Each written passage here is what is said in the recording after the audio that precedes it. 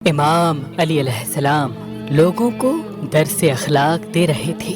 دیکھا ایک شخص کو پرانے کپڑے پہنے ہوئے تھے اور وہ پرانے کپڑوں کو دیکھ کے اس کو چھپا رہا تھا۔ بس امام علی علیہ السلام نے جیسے ہی دیکھا، آپ تمام لوگوں سے مخاطب ہو کے فرمانے لگے، اے لوگو، میں نے اللہ کے رسول سے سنا کہ 3 چیزوں کو لے کر کبھی نہ شرمانا۔ پہلا، جب تمہارے جسم پہ پرانے کپڑے ہوں تو اس کو لے کر کبھی پشیمان نہ ہونا، کبھی نہ شرمانا، کیونکہ پرانے کپڑے انبیاء اور اولیاء کی نشانی ہیں۔ پرانے کپڑے انسان میں تکبر کو، انسان کی روح کو طاقتور بناتے ہیں۔